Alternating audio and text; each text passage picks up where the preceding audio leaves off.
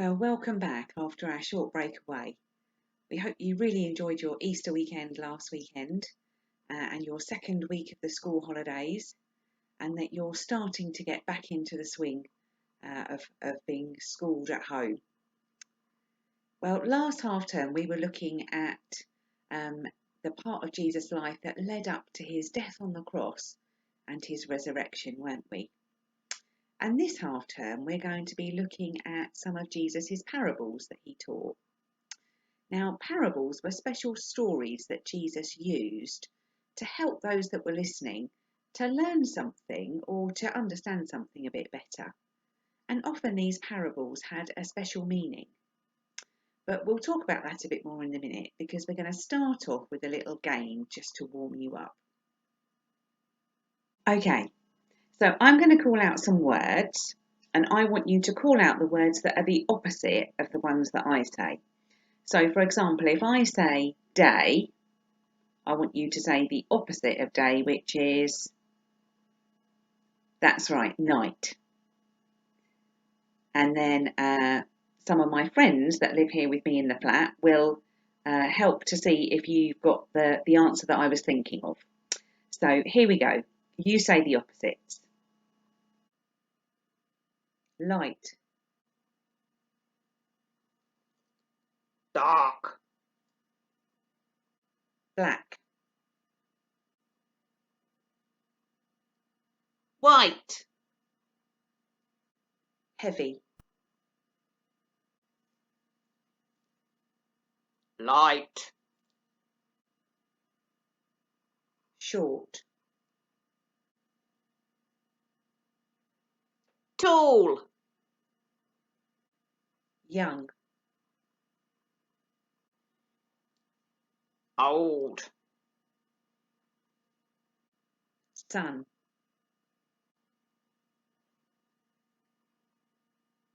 Rain. Early.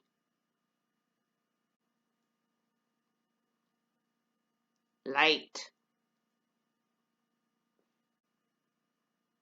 Backwards. Forwards. Fast.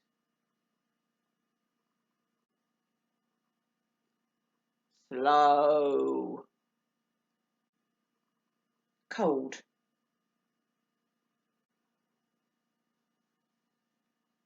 Hot. By.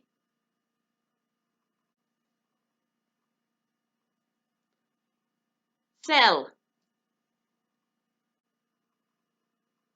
Soft.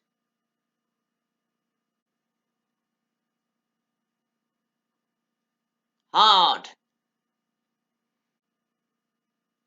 Sink. Float.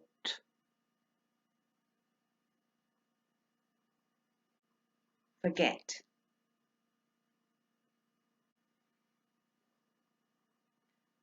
Remember. Wise.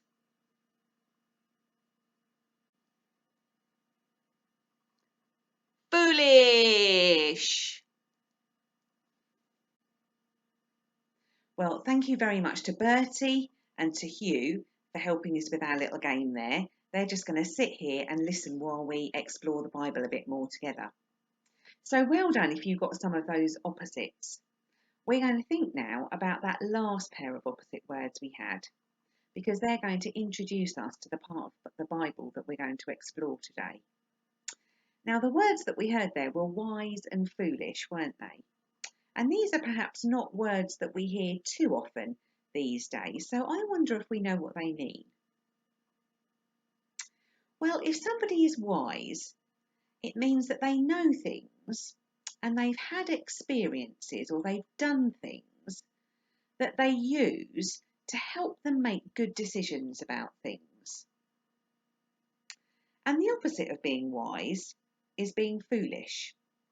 And that means not thinking carefully, not using good sense when you're making a decision about something. Now, Jesus had been teaching people lots of different things. If we look at the part of the Bible that comes just before the bit we're going to look at today, we see that Jesus had been teaching people about the Sabbath day, that special day of rest that Jewish people observed once a week. He'd been teaching people about loving their enemies and how important it was to love people even if they didn't love you. And he'd also been teaching people about not criticising or thinking badly about other people until you'd looked really carefully at yourself to see if you were living in the way that God wanted you to. And that's what comes just before the part of the Bible that we're going to explore together now. Have a listen to and have a look at this.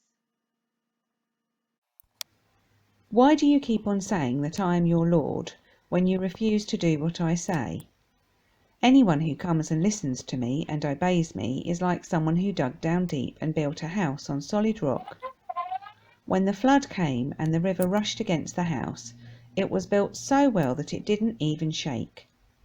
But anyone who hears what I say and doesn't obey me is like someone whose house wasn't built on solid rock. As soon as the river rushed against that house, it completely collapsed. When Jesus was telling people parables, he used things that people knew about because they were things that people had done. So this is a story about building houses, isn't it? Well, it is, but if you remember back to what I said at the beginning about parables, parables also had a special meaning. So although this is a story about people building houses, it also has an extra meaning, and that's what we're going to think about for a few minutes together now.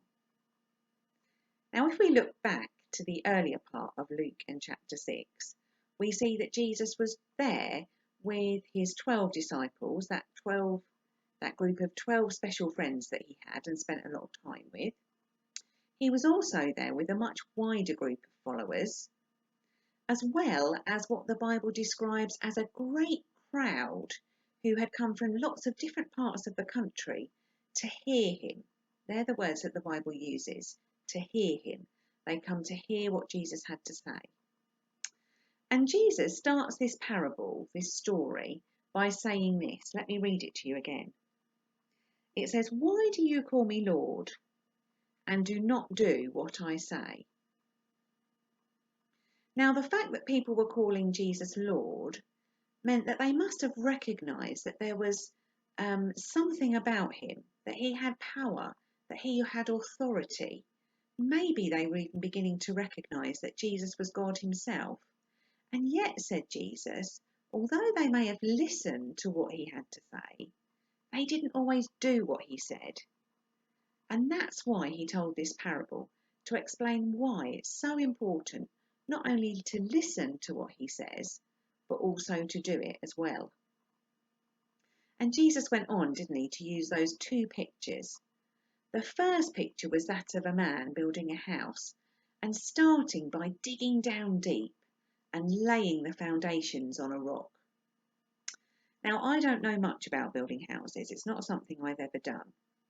But I do know that one of the things you need to think really carefully about when you start building a house is about where you're going to build it. Is the ground that you want to build it on going to be sturdy enough?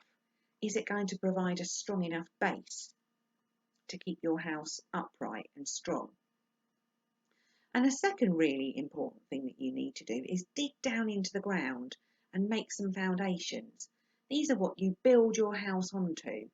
And if you get these two things right, you'll have a really sturdy and secure base on which to build your house. And that will help to make it and to keep it strong and standing upright, even when the floods and the storms and all the different bad weather that we can get come. In the second picture, Jesus was talking about somebody who built a house on the ground and gave it no foundations. And if you remember, this house collapsed. It fell right down when those floods and storms and bad weather came. In Jesus' parable, the ground and the foundations are a picture of Jesus' words, the things that he was teaching. The picture of the house represents us, people who listen to what Jesus has to say, people like those of us who come along to Searchlights and Rockets. The picture of the flood and the storms represents the times in life when things get difficult and tricky. So while Jesus' story is about two builders making a house, the meaning of the story is this. It's about two different types of people. The first builder, who dug foundations into the rock and built his house there, is like people who listen to Jesus' words and do what he says. They live their lives based on what Jesus says. And then when the difficult times in life come along, because they're living in the way that Jesus teaches us to, they're doing it, they're not just listening to it. This enables them to be strong enough not to be broken and ruined by those difficult times. The second group of people are those who listen to what Jesus says, but don't do anything about it. So the basis for their life is a bit shaky and unsteady. And when those tricky times in their lives come along, those tricky times can knock them right over. So that leaves us with something quite serious to think about, doesn't it? Because we need to choose which builder we want to be like. Do we want to be like the one who builds his life on the strong foundation of what Jesus teaches, by listening to and doing what Jesus says? Or do we want to be like the second builder who only listens to Jesus and whose house came crashing down? Let's pray about that together now. Let's do the prayer drill. Ready? 1, 2, 3. Dear Jesus, we thank you for this parable that warns us about what happens to us when we listen to you and then don't act on the things you teach us about. Please help us to be like that first builder, who is like people who listen to you and do what you teach us to, so that we can stand strong through the difficult times of life. And are we ready for a big amen? Amen.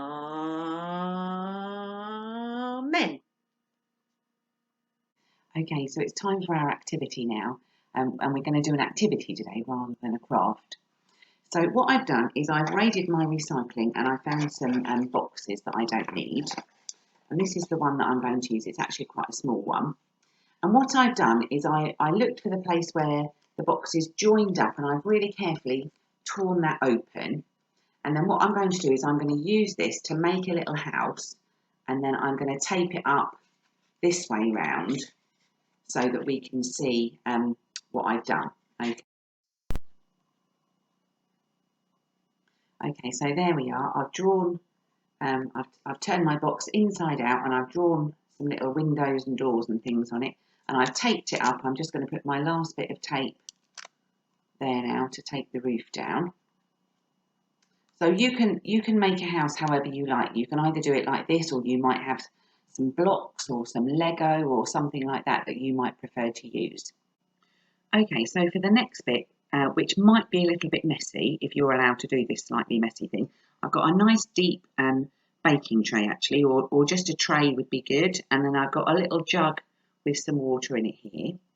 And what I've done is I've chosen a few things from around the house that I think might make a really good foundation for my house to stand on. So the first thing I've got is just this little glass jar. So I'm going to put that there, pretend that that's my rock, put my house on it, and then I'm going to pour a little bit of the water on it and see if it's sturdy.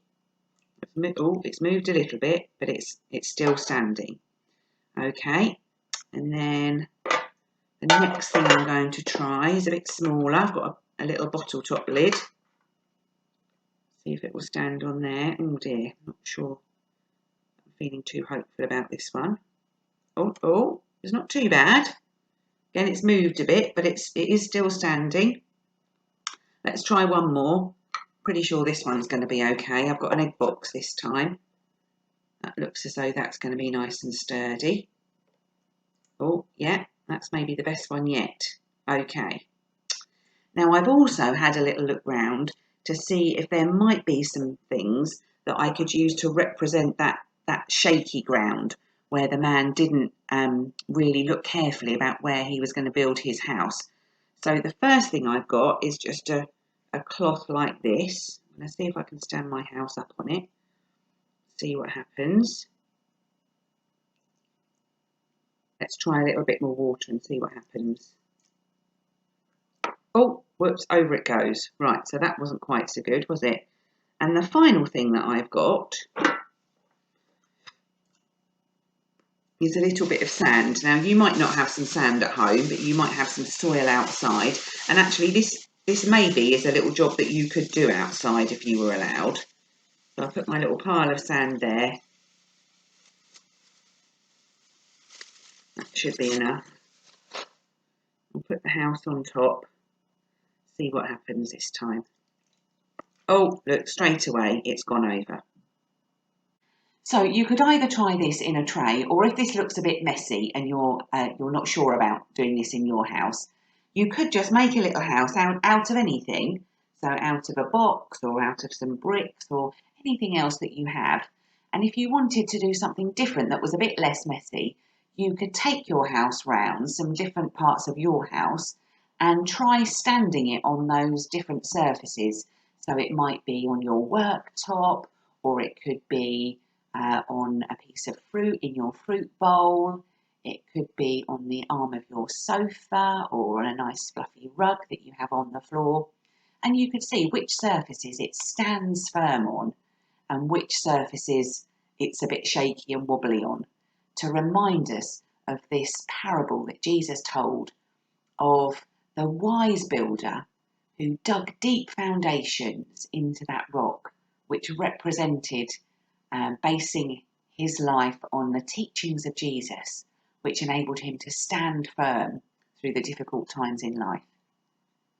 And the slightly more shaky and unstable surfaces might remind you of that other builder who didn't really give much thought at all to where he was going to build his house, which represented the idea that he didn't base his life, he didn't do the things that Jesus said. He might have heard them, but he didn't do anything with them. And that was what made his house a lot more shaky. So shaky, in fact, that it collapsed when those storms came along. So do take any photographs of things that you do. We'd love to see them. They are going on a slideshow before our Sunday morning services. And we're also going to try and put together a slideshow each week to put just before some of our Searchlight sessions too. So do join in with that if you would like to. It would be great to see what you've been doing. And it's a really big encouragement as well to know that there are people joining in and listening and doing out there too. Anyway, it's time to go now. So until next time, do tune in on Thursday to see Rachel at 3:15, and I'll see you again next week. Bye-bye.